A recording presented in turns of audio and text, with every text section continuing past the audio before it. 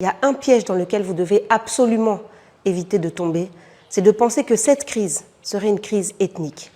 Une théorie que les fanatiques de Paul Kagame et leur armée numérique notamment s'attellent à disséminer un petit peu partout. Je veux introduire cette émission en envoyant un message de force à toutes les personnes, tous les Congolais, tous les citoyens qui aujourd'hui ont pris les armes pour défendre dignement la patrie, que ce soit les soldats intègres ou les citoyens patriotes qui ont du respect pour nos populations. Nous vous admirons, nous n'oublierons jamais cet acte de courage et c'est grâce à des gens comme vous que notre pays existe encore.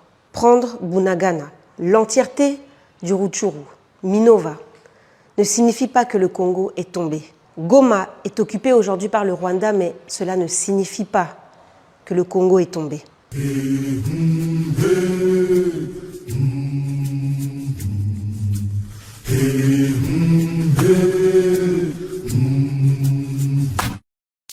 Il y a des éléments que je ne vais pas reprendre ici, pour aller droit dans mon propos.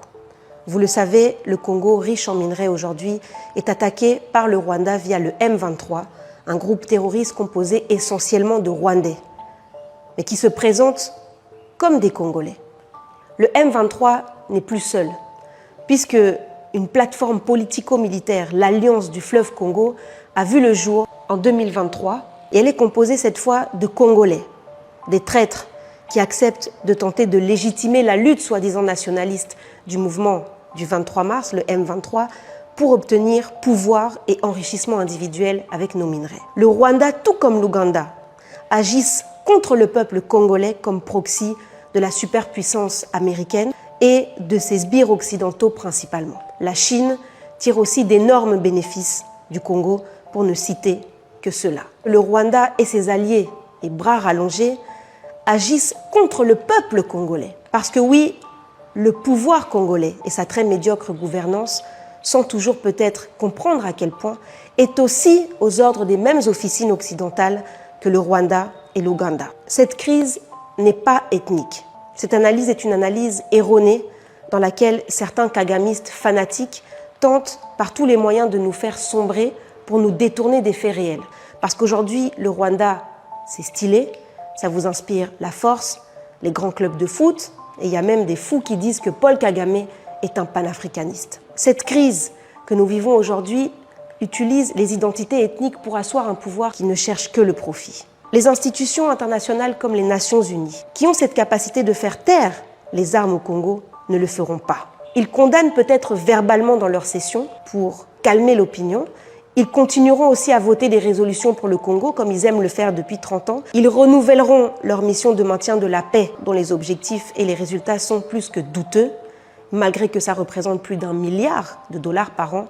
Mais ils ne feront pas arrêter la crise, parce que les Nations Unies sont l'outil de manipulation par excellence pour nous faire croire que la diplomatie et les négociations changeront quelque chose, alors que les Nations Unies servent les intérêts de pays dont les politiques étrangères sont décidées et contrôlée par des multinationales. C'est l'industrie de la haute technologie et de l'armement qui a le plus besoin du coltan congolais. Ces industries occidentales et surtout nord-américaines principalement, qui foquent la planète entière en générant des conflits pour de un, avoir un accès plus facile à nos ressources, bien sûr en brandissant le rétablissement ou l'établissement de la démocratie et des droits humains dans les zones jugées stratégiques où ils s'arrangent pour se retrouver, et de deux, pour vendre toujours et encore plus leurs produits, dont du matériel militaire. Associer l'Occident, et tout particulièrement les USA, à des valeurs, à de la morale, à de la démocratie, à de la liberté, à des droits humains, c'est aussi ridicule que cette perruque-là sur la tête de ce papa. De tout temps, les colonisateurs ont utilisé des velléités ancestrales et nos différences ethniques comme stratégie dans leur plan de pillage de nos ressources, diviser pour mieux régner. Et nous, on tombe systématiquement dans le panneau sans même se rendre compte que la technique est la même depuis 600 ans au moins. À titre d'illustration, demandez-vous comment ces grosses raclures dégueulasses de consanguins de béquets qui devraient finir sur le bûcher, sont parvenus à maintenir nos ancêtres en esclavage pendant autant d'années dans les Antilles, alors qu'ils n'ont jamais représenté plus de 5% de la population. Pendant que des dangereux fanatiques de Paul Kagame, des pro-israéliens nourris au biberon de la haine et de la connerie narrative de leur sanguinaire Dieu Tout-Puissant, pendant qu'il crie partout que nous serions en plein complot anti-hamétique contre les populations Hema et Tutsi, les Occidentaux, eux, ils continuent de se faire des milliards sur notre sang. L'ennemi de l'Afrique, c'est l'impérialisme et le néocolonialisme. Et ce système ne puise ses racines que dans cette mondialisation brutale et sanguinaire qu'on nous impose aujourd'hui dans le monde et qui consiste à faire toujours plus de profit en prenant nos ressources minières à bas prix maintenant qu'ils ne peuvent plus légalement utiliser nos corps pour creuser, planter et ramasser ces produits et ressources qui les ont rendus si riches.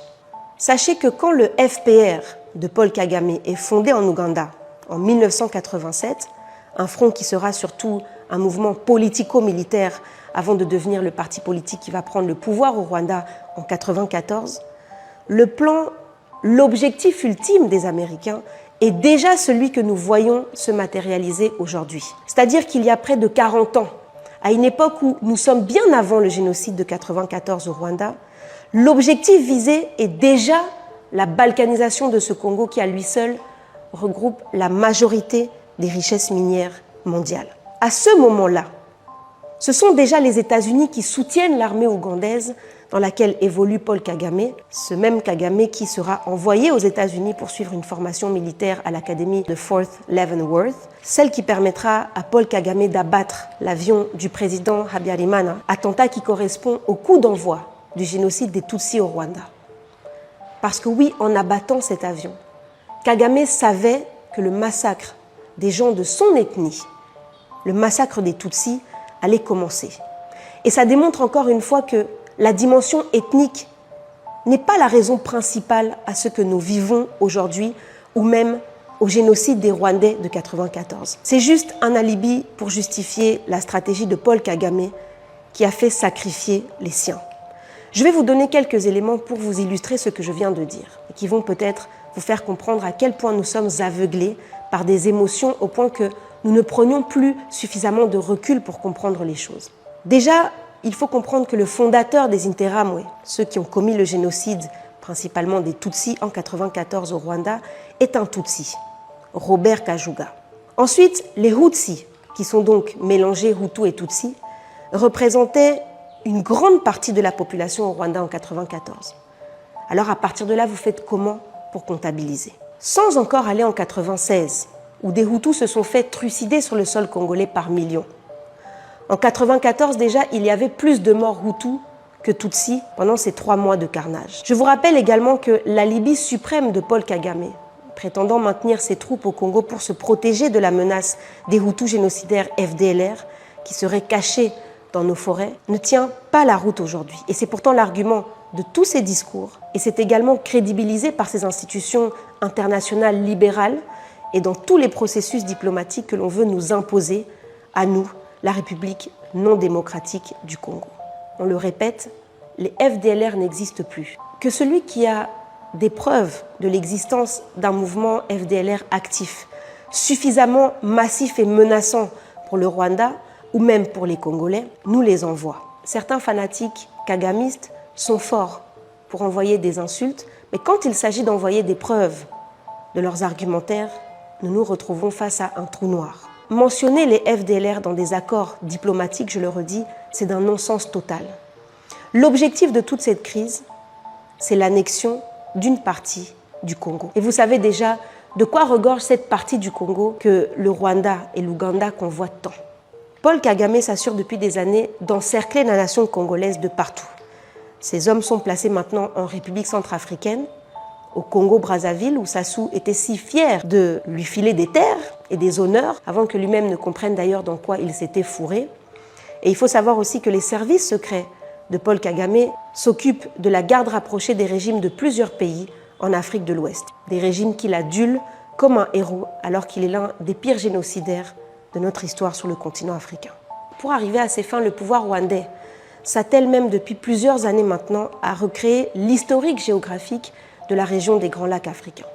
Alors nous savons que les frontières actuelles du Congo ont été décidées par ces grandes puissances coloniales sans morale lors de la conférence de Berlin en 1885. On sait aussi que de tout temps, il y a eu des mouvements humains avant et après la colonisation. toutes les ethnies se sont baladées, se sont installées, se sont mélangées partout sur notre territoire et dans les régions frontalières, même aux quatre coins du continent.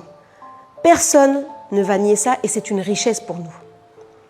Mais les mouvements de migration, particulièrement en 59, en 63 et en 66, qui ont vu des Rwandais principalement Tutsis s'installer au Congo. De même d'ailleurs que des nombreuses familles qui, depuis les années 70, viennent régulièrement s'installer, acheter des terres sur des lieux stratégiques. Ce sont des mouvements migratoires qui se sont produits pour des raisons souvent stratégiques, avec déjà cet objectif de s'installer dans ces zones du Congo où on découvre des richesses toujours plus grandes chaque jour. L'idée qu'un empire Tutsi précolonial étendait les frontières du Rwanda pour englober une grande partie du nord et du sud Kivu et de l'Ituri, c'est une invention.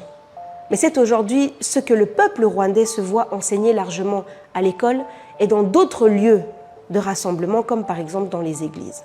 L'autre invention très dangereuse est de faire croire au monde qu'il y aurait au Congo un acharnement tout particulier sur les populations Tutsi qui vivent dans notre pays. Et quand je dis cela, je ne nie en aucun cas qu'il y a eu ces dernières années et de tout temps de graves crimes commis sur les populations Tutsi au Congo, qu'il y a même une forme de méfiance des suites traumatiques, des actes de génocide, du génocauste, des différentes guerres qui se produisent sur le sol congolais depuis 1994. Mais amplifier cela, comme si ces crimes étaient plus nombreux et plus graves que le reste des attaques interethniques que nous connaissons au Congo, pays où plus de 400 ethnies cohabitent, c'est de la manipulation de haut niveau. Ça sert juste d'argument aux yeux du monde pour justifier le narratif que Paul Kagame et ses maîtres anglo-saxons ont stratégiquement mis au point pour faire main basse sur les ressources congolaises. Je me sentirai toujours plus proche du peuple rwandais que de n'importe quel peuple occidental. Les frontières actuelles en Afrique m'intéressent beaucoup moins que l'unité dont nous devrions tous faire preuve en tant qu'Africains. Mais je ne peux pas tolérer, nous ne pouvons pas tolérer que des individus, des génocidaires africains comme Paul Kagame, qui n'a pas hésité à massacrer des Rwandais et des Congolais, Tutsi, Hutu, des Nandés, des Bashi, des Rega, des Hema, toute ethnie confondue, avec son projet colonialiste d'expansion et d'exploitation de nos richesses, tout droit hérité de ses chefs et conseillers américains, anglais et israéliens, nous ne pouvons pas tolérer que ce traître africain et ses alliés puissent continuer leur forfait de tenter de faire disparaître le Congo et les Congolais. On ne peut pas tolérer ça sans que nous ne nous levions massivement. J'envoie d'ailleurs au passage beaucoup de force aux résistants rwandais. Également, je prends beaucoup de gants quand j'expose mes analyses et que j'échange avec des sœurs et des frères rwandais qui me sont hostiles, parce que je sais que certaines personnes pro-Kagame ont une profonde histoire de traumatisme et de douleur dans leur ADN. Et que cette douleur leur font prendre parfois des chemins de réflexion dans lesquels ils ont tendance à rechercher un messie. J'ai du respect et de la compassion pour les parcours de chacun. Mais vous aussi, il est temps de vous réveiller. Il n'y a pas un peuple élu, ni en Afrique, ni ailleurs. Et Paul Kagame vous a fait massacrer, même si vous avez encore du mal à l'accepter. Au sein de l'ethnie Tutsi, il y a énormément de divisions et de castes. Certains ont été sacrifiés pour que ce projet d'expansion puisse fonctionner. Aussi, pendant que nous avons tous les yeux rivés sur le nord Kivu et sur la progression de ces barbares au sud Kivu, l'Ituri aussi, la province de l'Ituri brûle, faisant d'ailleurs probablement globalement davantage de morts parce que d'autres ressources qui ne font pas encore le buzz dans la presse mainstream, ils sont acheminés par les frontières poreuses qui mènent vers l'Ouganda et le Soudan du Sud. Région où, comme par hasard, on retrouve ces éternels groupes terroristes dits islamistes, ce leitmotiv parfait que les puissances utilisent toujours sur le continent pour maintenir une situation de chaos qui leur permet d'exploiter dans l'indifférence générale, pendant que tout le monde pense avoir trouvé les méchants coupables terroristes islamistes musulmans. Comme le dit Kémy Séba, ce ne sont pas les autres qui sont trop forts, c'est nous qui sommes trop faibles. Dans un monde où seule la puissance prime, il faut savoir être fort et dissuader les attaques. Paul Kagame, Yoweri Museveni, William Ruto, tout comme Tshisekedi, qui partagent tous les quatre les mêmes maîtres, finiront par être lâchés par les chefs d'orchestre de ces atrocités quand ils ne leur seront plus utiles. Plus que jamais, l'heure est au combat, l'heure est à la résistance. Renseignez-vous, comprenez qui sont les acteurs, quels sont les enjeux et quelle est notre histoire, pour que personne, plus jamais, ne nous impose notre destin. sopaniminge